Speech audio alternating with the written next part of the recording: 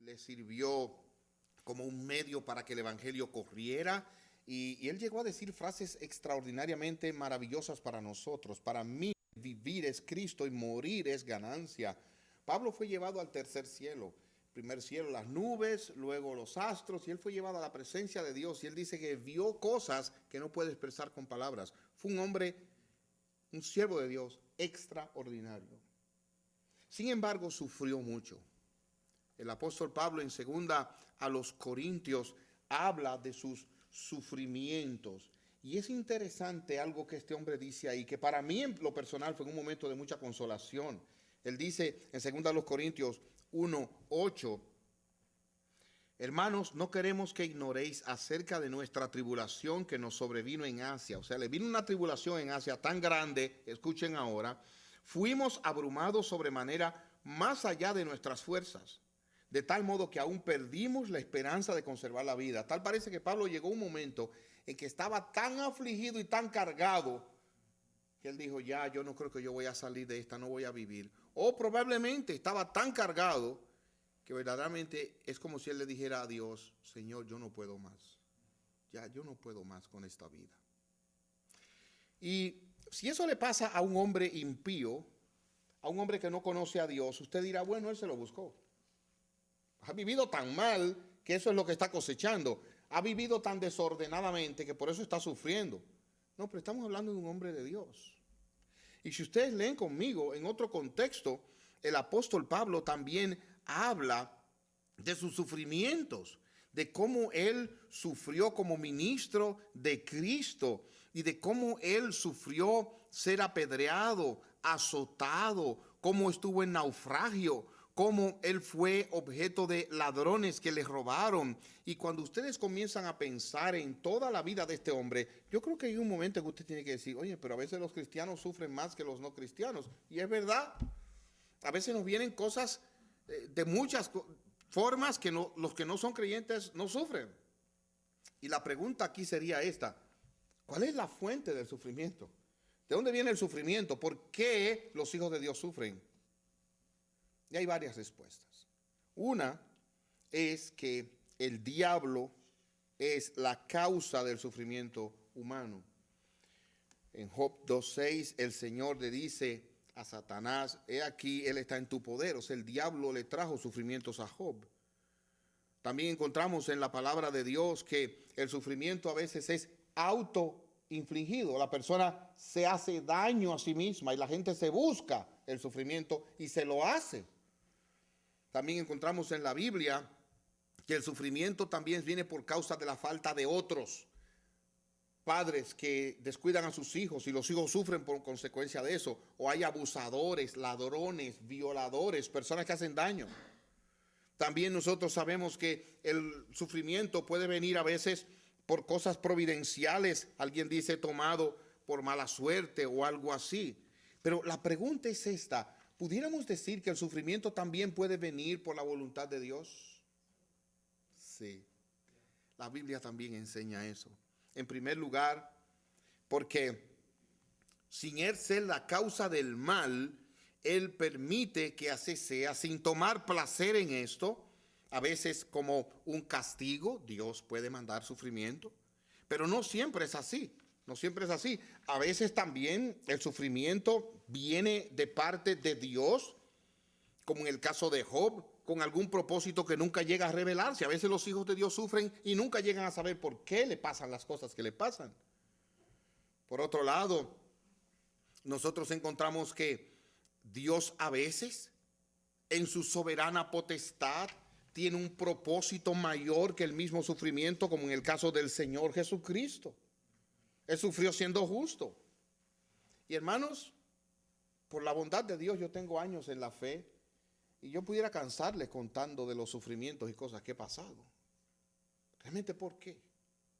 Y esa es la pregunta que yo entiendo que Proverbios 20:24 responde. Miren otra vez el versículo. Dice, de Jehová son los pasos del hombre. ¿Cómo pues entenderá el hombre su camino? Y aquí hay tres cosas, una revelación, un misterio y un consuelo. Una revelación, un misterio y un consuelo. ¿Cuál es la revelación? Saben que Dios se nos revela por su creación, revelación general, y por la Biblia. ¿Qué aquí Dios nos está enseñando? ¿Qué Dios está revelando para que los hombres lo conozcan a Él? Miren lo que Dios está revelando. Dice aquí, el versículo 24. De Jehová son los pasos del hombre. Literalmente, cuando dice hombre, la palabra que se usa ahí se refiere a los hombres fuertes. Pero la palabra hombre que se utiliza en segundo lugar, ¿cómo pues entenderá el hombre su camino? Se refiere a hombre débil, lo que significa que lo que aquí se dice aplica a los fuertes y a los débiles, al rico y al pobre, al sano y al enfermo. A todos los hombres se le aplica esto. Y aquí cuando dice, de Jehová son los pasos del hombre, se refiere a que Dios es el dueño de la vida del hombre y de los pasos o caminos por donde los hombres van. La Biblia en el Salmo primero enseña que la vida de un hombre puede verse como un camino. Bienaventurado el hombre que no anduvo en el consejo de los malos, ni que, note, ensilla camino de pecadores. O sea, la vida del hombre es presentada como un camino, y es verdad. Nosotros nacimos en un lugar y comenzamos a caminar por este mundo. Y llega un momento en que dejamos de caminar. En el Sermón del Monte, el Señor dice, entren por la puerta estrecha, porque angosto, estrecho es el camino que lleva a la vida eterna, pero ancho es el camino que lleva a perdición. Todos los hombres van por un camino. Y cada uno de nosotros aquí lleva un camino en su vida, lo quiera o no. Ese camino de la vida del hombre, dice Proverbios, es ordenado por Dios. Dios lo dispone. Escuche cómo lo dice la Biblia de las Américas. Dice así: por el Señor son ordenados los pasos del hombre. ¿Cómo pues puede el hombre entender? Yo no sé hasta dónde sea cierto, porque yo nací de mis padres y nací en ese país porque mis padres estaban ahí. ¿Quién ordenó los pasos de tus padres hasta ahí? Dios. Eso es lo que el texto está diciendo. Pero ¿saben qué, hermanos? La Biblia se explica a sí misma y no podemos basar una enseñanza en un solo versículo. Hay que mirar toda la escritura. Matthew Poole, el comentarista, añade, para que entremos en otros versículos: los pasos son ordenados, gobernados por la providencia sabia y poderosa de Dios, llevando a cabo, oiga ahora, su propio consejo y su buen placer, y no lo que el hombre ha planificado o trata de hacer. ¿Cuántos son los planes que nosotros hemos tenido? Los sueños. Yo pensaba que a esta edad ya yo iba a tener tal cosa, o yo pensaba que a tal tiempo. Hermanos, no son nuestros planes ni sueños los que se llevan a cabo, son los planes de Dios. Vamos a mirar otros versículos. Mire, el Salmo 37, versículo 23. Yo lo voy a leer, pero puede buscarlo en su Biblia. Salmo 37, versículo 23. Mire cómo dice: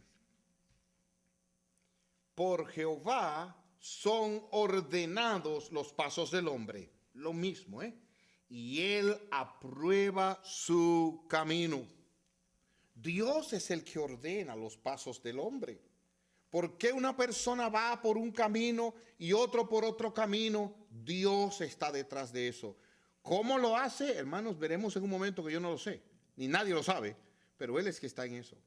Proverbios capítulo 16, incluso reparte esto de una manera interesante. Si ven Proverbios 16, versículo 1, dice que las palabras que hablamos vienen de Dios. Oiga, versículo 1 del capítulo 16. Del hombre son las disposiciones del corazón, mas de Jehová es la respuesta de la lengua. ¿Cuál respuesta? ¿Cuál? ¿Qué respuesta de la lengua es de Jehová? Dice ahí. ¿Ustedes creen que solamente cuando cantamos aquí? No, hermano, todas. ¿Cómo funciona? Yo no sé, pero eso es lo que la Biblia está enseñando. Versículo 3, palabras, ahora mira el 3. Encomienda a Jehová tus obras y tus pensamientos serán afirmados. ¿Quién afirmará mis pensamientos? Dios. ¿Quién controla mis palabras? Dios. ¿Quién dirige mis pensamientos? Dios. Versículo 9. El corazón del hombre piensa su camino, mas Jehová endereza sus pasos. 3 cosas: palabras, pensamientos y pasos. Eso es toda nuestra vida. Dios endereza nuestros pasos. Hay muchos más versículos para citar. Yo simplemente he tomado algunos y quiero con esto afirmar la doctrina bíblica. Noten un par más de estos versículos. Proverbios 19:21. Estamos viendo una revelación, Dios enseñándonos que Él dirige nuestra vida. Proverbios 19:21. Muchos pensamientos hay en el corazón del hombre, mas el consejo de Jehová permanecerá. Yo puedo tener muchos planes, pero lo que va a suceder es lo que Dios ha dispuesto. Jeremías 10:23. Y este es clave. Este versículo a mí me impresionó desde que lo vi la primera vez. Jeremías capítulo 10, versículo 23. Oiga cómo dice: conozco, oh Jehová, que el hombre, oiga cómo dice, no es señor de su camino, ni del hombre que camina es el ordenar sus pasos. Oyó, el hombre no es señor de su camino, ni del hombre que camina es ordenar sus pasos. ¿Quién es el señor del camino del hombre? Dios. ¿Quién ordena los pasos del hombre? Dios. Hay muchos textos más. Daniel 5:23 dice: el Dios en cuyas manos está nuestro aliento y de quien son nuestros caminos. Hechos 17:28 dice: en Él vivimos, nos movemos y somos. O sea, Dios controla toda nuestra vida. Eso es lo que nos revela Proverbios 20:24. Hermanos, y esto debe ser de mucho consuelo, pero vamos a llegar ahí en un momento. Vamos al misterio. Vengan conmigo otra vez, Proverbios 20:24. De Jehová son los pasos del hombre. ¿Cómo pues entenderá el hombre su camino? Esa pregunta se puede entender de 2 maneras. Si Jehová controla los pasos del hombre, ¿cómo el hombre entiende el camino? Preguntándole a Jehová. Pero el sentido realmente que yo creo que la Escritura tiene ahí es este: Jehová ordena el camino del hombre. ¿Cómo entenderá el hombre su camino? Y la respuesta es: no hay manera, porque es Dios el que lo está ordenando aquí arriba. Y a menos que Dios no se lo revele, el hombre no lo puede saber. Y eso es un misterio. Eso es un misterio. La palabra misterio se refiere a un secreto de Dios. Su consejo y propósito que no es conocido por el hombre, a menos que no haya una revelación especial de Dios en su escritura o por sus profetas. O sea, es un misterio. O sea, ¿por qué Dios me está llevando por un camino? Y cómo yo entiendo el camino, no lo voy a poder entender, porque Dios es el que lo está ordenando. No soy yo, es Él. ¿Por qué me encuentro en esta situación de mi vida? No lo puedo entender, porque Dios es el que lo está ordenando. No fui yo necesariamente y de ninguna manera quien llegó allá. Dice un comentarista, Barnes, así: el orden de la vida de un hombre es un misterio, incluso para él mismo. Él no sabe hacia dónde va o para qué Dios lo está educando. Eso es como wow. ¿Saben que antes de yo casarme con mi dulce y amada esposa, yo esperaba casarme algún día? Pero ¿sabía yo que me casaría con una mujer tan buena? No tenía idea. Que iba a ser ella tampoco.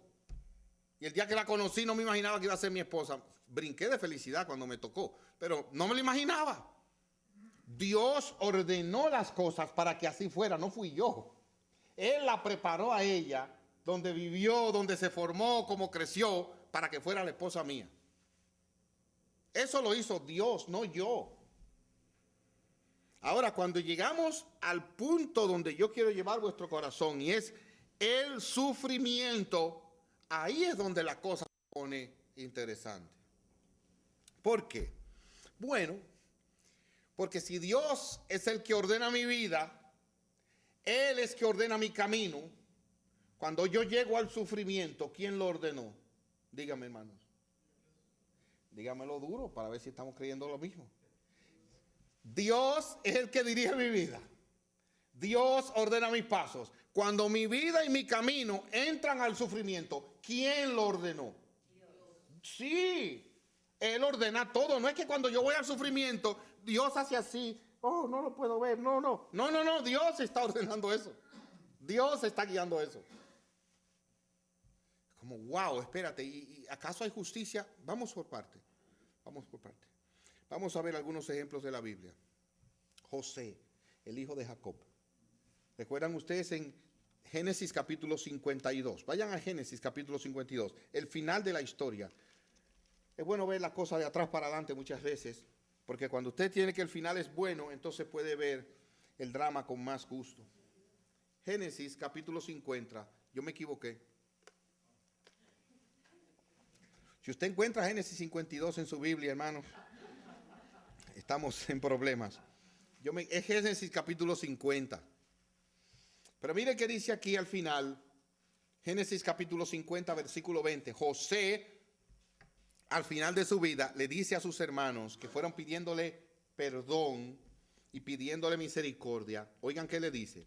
Vosotros pensasteis mal contra mí, mas Dios lo encaminó a bien para hacer lo que vemos hoy, para mantener en vida mucho pueblo.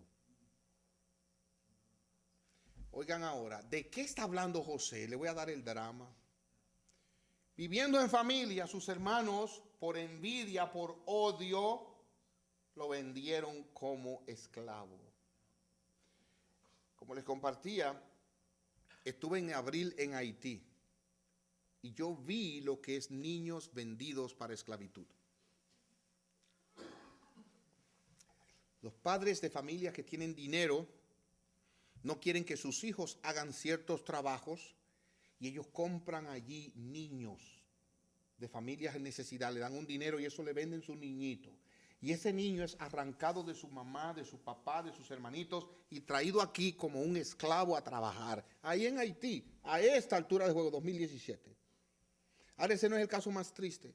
El caso más triste es de las niñas. Niñas que tienen 8, 9, 10 años que los padres las venden para negocios sexuales y son esclavas sexuales. Niñas. Ahora, teniendo eso en la mente, piensen ahora, los hermanos de José lo vendieron como esclavo. Y a José lo arrancaron de la relación con su amado papá, con sus hermanos, su cultura, sus amigos, su ambiente, y vino a ser un esclavo en una nación extraña. Hermanos, ¿cómo creen ustedes que José se podía sentir siendo un esclavo separado de su casa? Díganme, ¿cómo se podía sentir? Nunca piense que José estaba pensando, algún día Dios me va a llevar a ser gobernador de Egipto y yo viviré. No.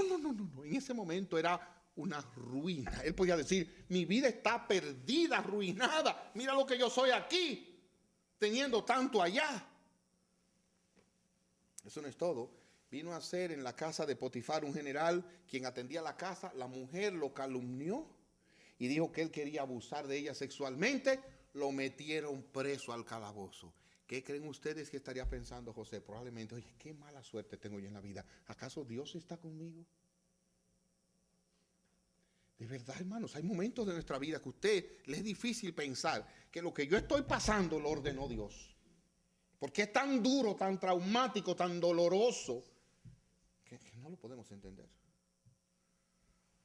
Pero de ahí salió él y fue gobernador en Egipto. Y sus aflicciones las revelan los nombres de sus hijos, hermanos. Le puso a uno Manasés, porque él me ha hecho olvidar mi miseria. Y le puso a otro Efraín, la tierra de mi aflicción. O sea, sus hijos le revelan cómo este hombre estaba en miseria y aflicción. Hermanos, Dios ordena nuestros pasos, pero hay momentos en que esos pasos son tan difíciles, tan traumáticos, que nos da trabajo pensar que el Dios de amor es que está organizando esto. ¿Recuerdan ustedes a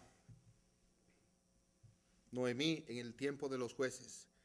El texto que nuestro hermano leyó aquí, como ella perdió su esposo, perdió finalmente a sus 2 hijos, pero al final del libro de Ruth, es interesante cómo esta mujer termina al final en el libro de Ruth.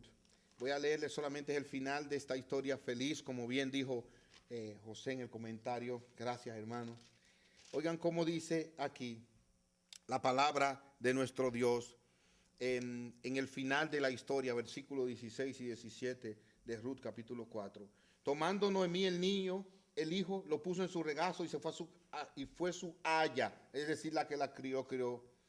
Y le dieron nombre las vecinas diciendo, le ha nacido un hijo a Noemí, y lo llamaron Obed. Este es el padre de Isaí, padre de David.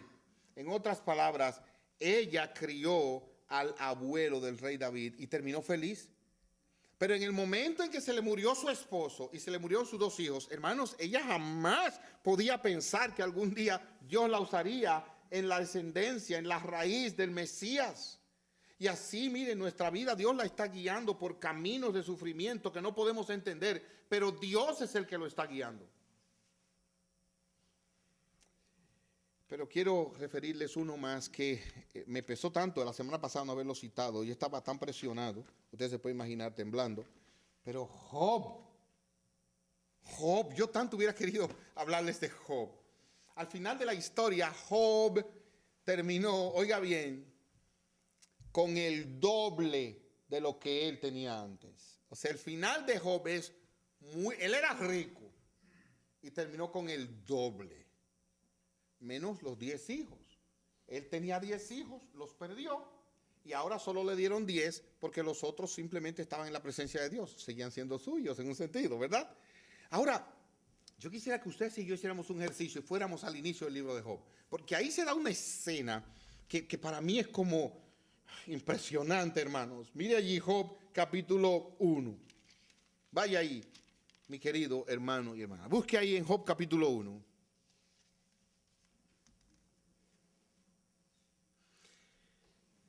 Job es presentado como un hombre íntegro, rico en los versículos del 1 al 3. Y los versículos 6 y 8 nos presentan una conversación en algún lugar del universo que Job no estaba escuchando. Y escuche cómo dice, versículos 6 y 8 del capítulo 1. Un día vinieron a presentarse delante de Jehová los hijos de Dios. Vamos a parar ahí. ¿Qué dice la Biblia? Vinieron a presentarse delante de Jehová, Dios. ¿Quiénes? Sus hijos. Ok, seguimos leyendo. Entre los cuales vino también, ¿quién dice su Biblia? Oh, ¿qué pasó aquí? Hay una fila, oiga, los hijos de Dios presentándose delante de Dios. Y se cuela en la fila Satanás. Nadie lo sacó de la fila. Él está ahí y cuando pasó uno, pasó otro, el diablo está ahí en la presencia para hablar con Dios. Seguimos leyendo. Versículo 7. Y dijo Jehová a Satanás, ¿de dónde vienes? Respondiendo Satanás a Jehová dijo, de rodear la tierra y de andar por ella. Jehová dijo a Satanás, ¿no has considerado a mi siervo Job? Que no hay otro como él en la tierra, varón perfecto y recto, temeroso de Dios y apartado del mal. Vamos a parar aquí. En mi país, cuando una persona tiene un perro rabioso, un perro violento, y quiere que ese perro le haga daño a otro, le dice, le chubó el perro, le hizo, oh. ¿Ok? Le mandó el perro, oh. Ok, eso es lo que Dios está haciendo con el diablo y Satanás y Job. Dios le dice al diablo que pasó por la tierra y no se dio cuenta de Job, ¿y tú no has considerado a mi siervo Job, diablo? No hay uno como él. ¿Quién está metiendo a Job en problemas con el diablo ahí en ese texto? Díganme, hermanos, claro, que quiero oírlo. Sí, está duro, pero es la verdad. ¿Y saben lo que eso significa? Que el diablo nunca nos puede poner un dedo sin la voluntad de Dios. Y el diablo tiene un límite, porque como veremos en esa historia, y no lo vamos a ver ahora, Dios le dijo, ok, haz daño a sus bienes, pero no lo toques. Y luego cuando Dios le dice, tócalo, le dice al diablo, pero no quites su vida. Ahora, para mí es impresionante cómo aquí se usa un término hablando de manos de una manera como extraña. Miren lo que le dice el diablo, por favor. Versículo 9. Respondiendo Satanás a Jehová dijo, ¿acaso teme Job a Dios de balde? ¿No ha cercado alrededor de él su casa y a todo lo que tiene? Al trabajo de sus manos has dado bendición, por tanto sus bienes han aumentado sobre la tierra. Ahora mire lo que el diablo dice. Pero extiende ahora tu mano. El diablo le dice a Dios, extiende tu mano, Dios, y toca todo lo que tiene, y verás si no blasfema contra ti en tu misma presencia. ¿De qué mano está hablando el versículo 11? Extiende la mano de quién. Dios, extiende tu mano. Versículo 12. Y dijo Jehová a Satanás, he aquí todo lo que tiene está en tu mano. ¿Cuál mano? La de Satanás. O sea, la mano de Dios, oiga ahora, y aquí a la hora de hacer el daño, Dios le dice al diablo, extiende tu mano. Y cuando usted va a ver, la mano del diablo viene por hombres enemigos, viene por un viento. Lo que significa es esto. ¿Hace daño el diablo? ¿Sí o no? Pero ¿quién controla el daño que hace el diablo? Dios. Hermano, eso para mí es como, wow. ¿Es verdad que existe el mal y el diablo? Sí, pero ni el mal, ni el diablo, ni nadie me puede hacer nada sin que mi Padre Celestial lo ordene para su gloria y para mi bien. Nadie. Nadie. Eso es lo que el texto dice. Así encontramos la historia de David, que en un momento alguien lo maldecía y él dijo, de parte de Dios me lo dice, segundo libro de Samuel 16. Y nuestro Señor Jesucristo, justo como él no ha habido. Y dice Hechos capítulo 2, versículo 22, que todo lo que le hicieron a él en la cruz fue ordenado por su Padre. Dice Hechos 2, 22. Varones israelitas, oíd estas palabras. Jesús Nazareno, varón aprobado por Dios entre vosotros, con las maravillas, prodigios y señales que Dios hizo entre vosotros, por medio de él, como vosotros mismos sabéis, a este, oiga ahora, entregado por el determinado consejo y anticipado conocimiento de Dios, prendisteis, matasteis por manos inicuos, crucificándole. El consejo de Dios lo dispuso. Lo mismo en Hechos capítulo 4, versículo 28. Estos hombres se reunieron, Herodes, Poncio Pilato, y sabemos que ahí estaba metido el mismo Judas, para hacer cuanto tu mano y tu consejo habían antes determinado que sucediera. En conclusión, hermanos, la Biblia claramente enseña que aún nuestros sufrimientos, aún el daño que nos hace el diablo, está bajo la mano de Dios y está ordenado por Dios. Hermanos, ¿lo entendemos? Eso es lo que la Biblia dice. Ahora, ¿por qué hace Dios eso? Hermano, yo no sé en principio, pero yo no puedo entender todo lo que Dios está haciendo allá arriba. Ahora, volviendo a Proverbios 20:24, vean conmigo, hemos visto una revelación, Dios ordena todo, un misterio. ¿Cómo puede entender el hombre su camino? La respuesta es no lo puede entender. ¿De verdad? ¿Por qué me pasa esto a mí? En su momento yo no lo puedo entender. Pero aquí hay un consuelo en el versículo. Léalo conmigo. De Jehová son los pasos del hombre. ¿De quién son nuestros pasos? ¿Quién lo dirige? ¿Entendemos el camino? No, pero entendemos a aquel que ordena el camino. ¿Tiene sentido? Ese es el consuelo. Yo no entiendo la situación que me está pasando. Ahora yo sé que por encima de esta persona, de esta enfermedad, de este cáncer, Dios está dirigiendo las cosas. Eso yo lo sé. Y eso es un consuelo. Escuche la Biblia de las Américas otra vez. Por el Señor son ordenados los pasos del hombre.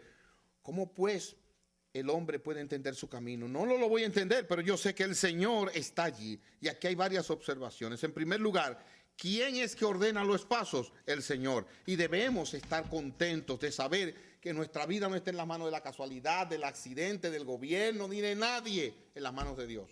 Dos, entendemos que lo que Dios hace tiene un orden. Por el Señor son ordenados los pasos del hombre. Hermanos, Dios no hace disparates. Todavía podemos estar cojos, mancos, como el ejemplo que les presenté la semana pasada en video, y Dios sabe lo que está haciendo. Bendito sea su nombre. Igualmente, noten la variedad, los pasos. Y eso implica que la vida de nosotros, hermanos, tiene tantas cosas. Y mire, el camino de nosotros es tan desconocido. ¿Sabe usted dónde usted va a estar mañana por la mañana?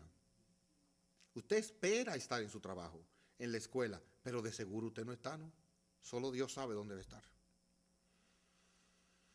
Dios ordena los pasos. Igualmente, miren cómo habla de los pasos. Hay buenos y hay malos, hay tropezones y hay pasos firmes. Esa es la vida de nosotros. ¿Cometemos errores en esta vida? Muchísimo. Dios está detrás de eso, aunque nosotros no podamos entenderlo. ¿Es mi responsabilidad? Sí. Y entiendan esto, hermanos. Deuteronomio 29:29. Las cosas secretas pertenecen a Dios, pero las reveladas pertenecen a nosotros. Dos líneas. La soberanía de Dios obrando y nosotros cumpliendo nuestra responsabilidad. Pero sabiendo que cuando yo cumplo mi responsabilidad, a final de cuentas Dios está dirigiendo mi corazón. Amados míos, vamos a algunas palabras de aplicación. ¿Qué debemos hacer cuando nuestro camino viene a ser cruzado, contrario a lo que esperamos? En primer lugar, debemos orar para que Dios nos guíe. Eso es lo que dice el Salmo 25. Déjame conocer tus caminos. Hermanos, pidamos a Dios que nos ayude a entender el camino en que estamos y que nos ayude a sacarle provecho. Recuerden la petición del Padre nuestro. No nos metas en tentación, líbranos del mal. Debemos orar así. Dios controla mi vida, Señor, no me metas en tentación. Y la idea es, no me pongas en situaciones donde yo me encuentre en tentación. Ahora, hay momentos de nuestra vida donde nosotros nos vamos a encontrar, hermanos, oigan, y hay que ser honestos con Dios. Hay que ser honestos con Dios. Les voy a compartir un secreto que a lo mejor ustedes no conocen, pero a lo mejor sí. Escuchen bien lo que les voy a decir, porque esto es muy serio, muy íntimo. Después de cierta edad, los hombres hay que hacerle una prueba para ver si tienen cáncer de próstata. ¿Ustedes sabían eso? Solo nuestro hermano lo dijo porque ninguno de los otros hombres saben lo que es eso aquí. Ok. Ahora mire, hay una prueba que es de sangre, pero hay una prueba que es un tacto. Eso es médico, eso es ciencia, ¿eh? Aquí no estoy diciendo nada, pastor. No, usted, todo el mundo lo sabe aquí. Un día estaba yo en un hospital aquí y había que hacerme la prueba. Y quien estaba de turno era una doctora. Y cuando ella vino me dijo, yo le puedo hacer la prueba poniéndose el guante. Digo, no, usted no. Pues yo no puedo dejar que una mujer venga a hacerme esa prueba a mí y mi esposa no está ahí presente. Okay. A veces nosotros tratamos a Dios así. Y no queremos desnudarnos delante de Dios. No queremos que el Señor conozca todo lo que hay en nuestro corazón. Y tratamos a Dios con una distancia. Pero este texto nos invita a tratar a Dios que ordena mis pasos con plena confianza como el salmista y como lo hizo nuestro Salvador. En Getsemaní el Señor le dijo al Señor claramente a su Padre, si es posible pasa de mí esta copa, pero no sea como yo quiero, sino como tú quieres. Hermanos, hay veces que Dios ordena los pasos de nuestra vida por una manera que a nosotros no nos gusta y tenemos que decirle a Dios, Padre, esto que me estás dando no me gusta. Pero no sea como yo quiero, sino como tú quieres. Señor, esta situación en la que yo estoy viviendo, yo no estoy feliz. Pero no sea como yo quiero, sino como tú quieres. Padre Santo, estoy sufriendo mucho con esto y yo quiero que tú me quites esto. Pero no sea como yo quiero, sino como tú quieres. Noemí le dijo al Señor, yo estoy amargada. Usted puede decirle lo mismo a Dios, Señor, yo estoy amargado. Señor, yo estoy deprimido. Dígaselo claramente a Dios. Y entréguele esa carga al Señor. Venid a mí los que estáis trabajados y cargados, y yo los haré descansar. Hermanos, ¿saben qué? A veces incluso podemos gritarle a Dios. ¿Por qué? ¿Por qué? Eso hizo nuestro Salvador colgando en la cruz, ¿recuerdan? Dios mío, ¿por qué me has desamparado? Desnudemos nuestro corazón en la presencia de Dios. Pero he aquí también, mis queridos hermanos, hagamos planes, esforcémonos para que sea como Dios quiera y no como nosotros querramos. Y yo quisiera poner aquí específicamente un elemento, hermanos, más. ¿Qué está haciendo Dios con todo esto? Y aquí es donde yo quiero conectar esto para aterrizar. ¿Por qué? Yo le voy a decir algo, hermanos. Yo no sé en el caso suyo, pero yo le aseguro que los sufrimientos son medios idóneos que Dios usa para mostrar quién es Él y mostrar su bondad, su poder a través de nosotros. Se lo voy a poner más claro. Todos nosotros somos en este mundo misioneros. Nosotros somos sal y luz de la tierra. Y mucha gente va a conocer a Cristo solamente a través de nuestro testimonio. Que Él ha guiado mis pasos donde yo estoy. Él ha guiado los pasos suyos donde usted está.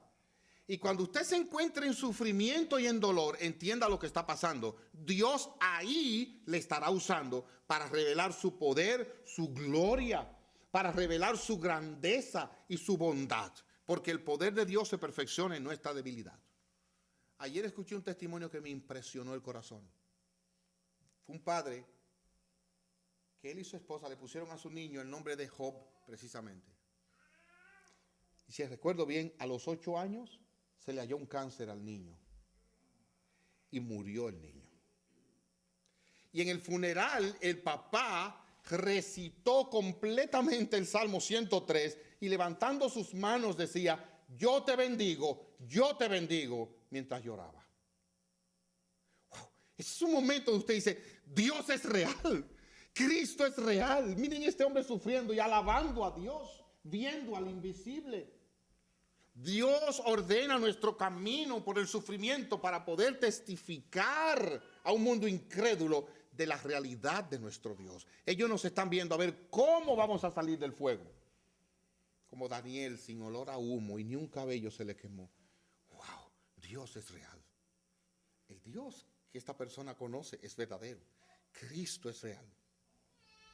¿Cómo estamos nosotros pasando por las pruebas por donde Dios nos lleva? Bueno, hermanos, yo les voy a decir.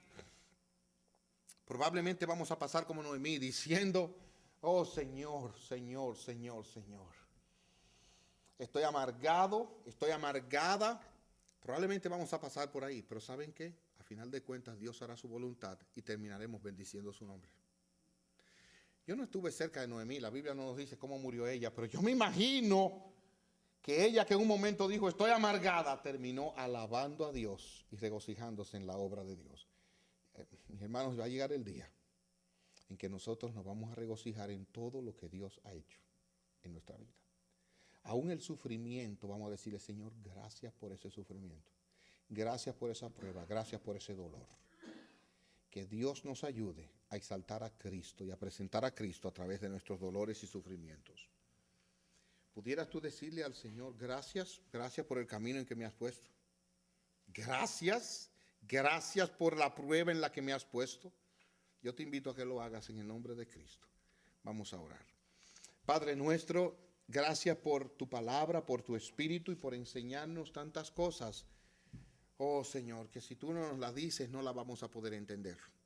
Bendice a cada uno de mis hermanos, hazles bien, aliéntales y concédeles mirarte a ti por sobre todas las cosas. Y entender que su camino ha sido ordenado por ti para que donde estén reflejen tu gloria, testifiquen de Cristo y el mundo sepa que hay Dios. Padre, ayúdanos y ayúdame a mí especialmente. En el nombre glorioso de Jesucristo te pedimos estas cosas. Amén.